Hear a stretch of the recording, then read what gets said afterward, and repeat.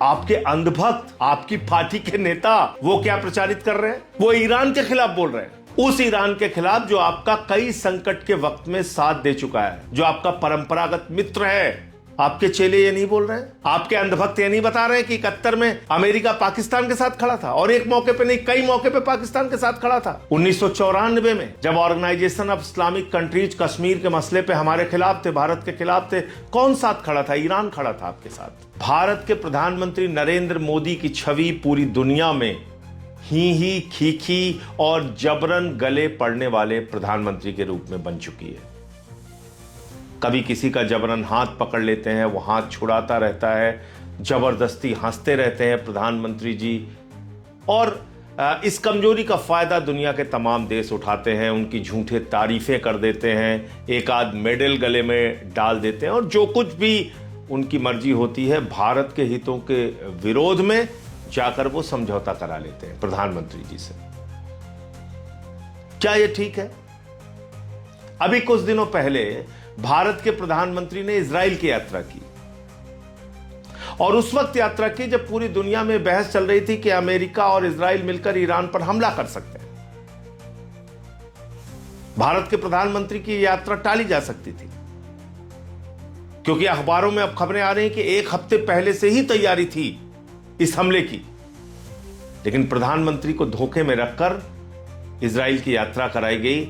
अगर मान लीजिए उनके रहते हुए यह युद्ध शुरू हो गया होता तो कितने बड़े संकट की स्थिति पैदा होती, प्रधानमंत्री खुद वहां पे फंस जाते। लेकिन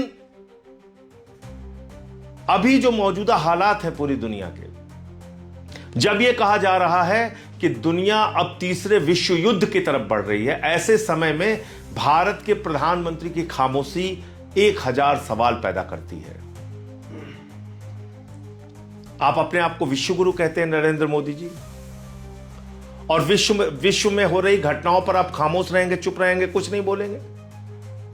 ऐसे थोड़ी आप विश्व गुरु बन सकते हैं। आपको वैश्विक घटनाओं पर नजर रखनी होती है। आज अमेरिका वैश्विक तानाशाह बन रहा है, जिसके ऊपर जब चाहता है टैरिफ लगा देता है। कभी वेनेजुला के राष्ट्रपति को उठाकर लेकर चला जाता है, कभी ईरान पर हमला कर देता है, इजराइल के साथ मिलकर वहां के सबसे सुप्रीम लीडर खामिनेई की हत्या कर देता है। और ऐसी घटनाओं पर आप चुप हैं, खामोश हैं, सब कुछ आप देख रहे हैं, बर्दाश्त कर रहे हैं। आपने यूएस से ट्रेड डील की भारत के हितों के खिलाफ, आपने यूएस के कहने पे, ट्रंप के कहने पर सीज फायर किया, ऐसा उसका दावा है। आपने ट्रंप के कहने पे अपना पोर्ट बंद कर दिया ईरान में, जहां पे आपने 12,000 करोड़ रुपए से अधिक खर्च किया था। आपने ट्रंप के कहने पे रूस, जो आपका परंपरागत मित्र है, उससे तेल खरीदना बंद कर दिया, जहां से आप 40% भारत की जरूरतों का तेल खरीदते थे। आपने ट्रंप के कहने पर भारत के करोड़ों किसानों के हितों को गिरवी रख दिया। आप अमेरिका के पिछलग्गू बन के विश्वगुरु बनोगे? आप अमेरिका के सामने दब्बू बन के विश्वगुरु बनोगे? आपने देखा नहीं कि भारत के लोगों की कैसी बेइज्जती की अमेरिका ने? हाथों में हथकड़ी, पैरों में बेड़ी बांध के उनको अमृतसर के एयरपोर्ट पर उतारा गया, आपको अपमानित किया गया। आपने देखा नहीं कि किस तरह से पाकिस्तान के आसिम मुनीर को और वहां के शहबाज शरीफ को गले लगा रहा था ट्रंप, और कह रहा था आई लव पाकिस्तान। ऐसे अमेरिका पे आप भरोसा कर रहे हैं? और कल से आपके जो अंधभक्त हैं वो क्या प्रचारित कर रहे हैं? वो ईरान के खिलाफ बोल रहे हैं, उस ईरान के खिलाफ जो आपका कई संकट के वक्त में साथ दे चुका है, जो आपका परंपरागत मित्र है।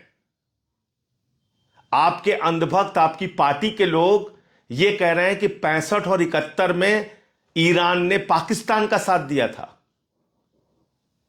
आपके अंधभक्त, आपकी पार्टी के नेता ये नहीं बता रहे हैं कि 71 में अमेरिका ने भारत के ऊपर तमाम प्रतिबंध लगाए थे, 71 के युद्ध में खुले तौर पे पाकिस्तान का साथ दिया था, और 71 के युद्ध में उसने बंगाल की खाड़ी में अपना 7वां भेड़ा भेज दिया था।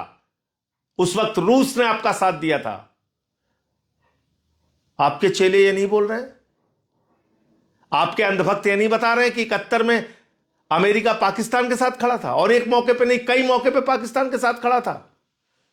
जब भी भारत ने परमाणु परीक्षण किया, अमेरिका ने प्रतिबंध लगाया। अटल बिहारी वाजपेयी जी ने परमाणु परीक्षण किया, इंदिरा गांधी जी के वक्त में परमाणु परीक्षण किया, अमेरिका ने इसका खुलेआम विरोध किया। जब हम परमाणु शक्ति संपन्न हैं आज, तो इसका विरोध किसने किया? सबसे ज्यादा अमेरिका ने किया। तमाम प्रतिबंध आपके ऊपर लगाए। आप ये सब कुछ भूल गए? आपके चेलों को याद है 65 और 71 में ईरान पाकिस्तान के साथ खड़ा था। ये भूल गए कि वहां पे राज किसका था? Shah Reza Pahlavi. वो भी अमेरिका का पिछलग्गू था, अमेरिका का दलाल था, और इसलिए उसने पाकिस्तान का साथ दिया उस वक्त। लेकिन उसके बाद की जो परिस्थितियां ईरान के साथ आपके बनी, आप तो खुद गए थे प्रधानमंत्री जी, खामेनेई जी से मुलाकात आपकी हुई थी, और आपने उनको 7वीं शताब्दी की कुफिक लिपि में लिखी हुई पांडुलिपि कुरान की भेंट की थी। आपने ऊर्जा क्षेत्र में समझौता किया था। चाबार पोर्ट का आप बार बार जिक्र करते थे, श्रेय लेते थे कि आपने वो समझौता किया जहां पे आपने 12,000 करोड़ रुपए से ज्यादा खर्च किए।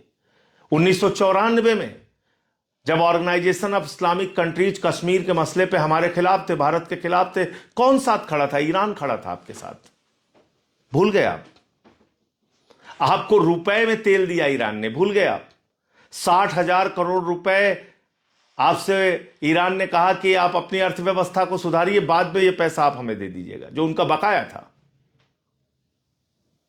और आपने ही, प्रधानमंत्री जी आदरणीय नरेंद्र मोदी जी, 2024 में जब ईरान के राष्ट्रपति की हेलीकॉप्टर दुर्घटना में मौत हुई थी, भारत के अंदर राष्ट्रीय शोक घोषित किया था आपने। आज क्या हुआ? खामेनेई की मौत पे एक ट्वीट नहीं कर पाए, इतने कमजोर निकले आप। खामेनेई की हत्या पे एक शब्द आपके मुंह से नहीं निकले, उसकी निंदा नहीं कर पाए। क्यों? क्योंकि इसके पीछे अमेरिका कहां था, इजराइल कहां थे? इससे भारत की क्या छवि बनेगी? आपने अपने हितों को देखा? भारत को सस्ता तेल ईरान से मिलता है, ऊर्जा क्षेत्र में सुरक्षा प्रदान की है ईरान ने आपको लंबे समय तक। आप खामेनेई की हत्या पे एक शोक का संदेश ट्वीट नहीं कर पाते? बांग्लादेश में जहां हिंदुओं की हत्या हो रही है, वहां की बेगम खालिदा जिया, एक पूर्व प्रधानमंत्री के लिए आप अपने विदेश मंत्री को भेजते हैं, शोक व्यक्त करते हैं। पाकिस्तान जो हमारा जानी दुश्मन है, उसके प्रधानमंत्री नवाज शरीफ का बर्थडे का केक बिना बुलाए आप काटने चले जाते हैं। आईएसआई को बुलाते हैं आप पठानकोट में हमारे शहीदों की जांच कराने के लिए। यह आपकी विदेश नीति है। इसलिए ये ही खीखी छोड़िए और सही जानकारी दुनिया को दीजिए। आज दुनिया एक बड़े संकट में है, और इसके लिए अगर कोई जिम्मेदार है तो अमेरिका जिम्मेदार है, जो एक वैश्विक तानाशाह के रूप में उभर रहा है। उसका नाम है ट्रंप। और जाके खाड़ी देशों से पूछिए। खाड़ी देश आज चिल्ला रहे हैं, चीख रहे हैं, कह रहे हैं हमको ईरान की दया पर छोड़ दिया है अमेरिका ने। हमने उनके लिए मिलिट्री बेस दिया अपने अपने देशों में, और हमको ईरान की दया पर छोड़ दिया। खाड़ी देशों में और पूरे गल्फ के देशों में मिला के लगभग 90 लाख से 1 करोड़ भारतीय रहते हैं। अगर यह युद्ध आगे बढ़ता रहा तो किसका नुकसान है? हमारे लोगों का नुकसान है। आप अमेरिका और इजराइल से युद्ध खत्म करने और शांति की अपील नहीं कर पा रहे हैं, नाम नहीं ले पा रहे हैं उन देशों का। और आपके लोग यहां कह रहे हैं 65 और 71 में ईरान ने पाकिस्तान का साथ दिया था। आपके मुंह से यह नहीं निकल रहा है कि अमेरिका ने आपका कितनी बार विरोध किया था, कितनी बार विरोध किया था।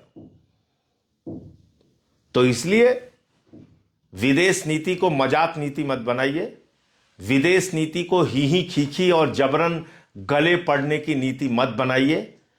विश्व गुरु सिर्फ कहने से नहीं बनता। विश्व गुरु के लिए आपको वैश्विक घटनाओं पर अपनी प्रतिक्रिया प्रकट करनी होती है, अपना स्टैंड क्लियर करना पड़ता है।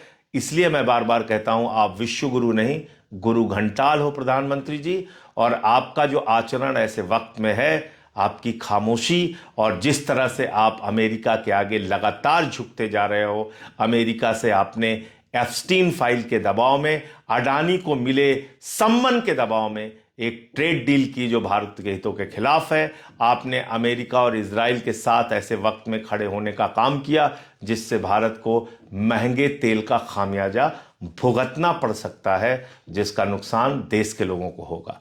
जय हिंद।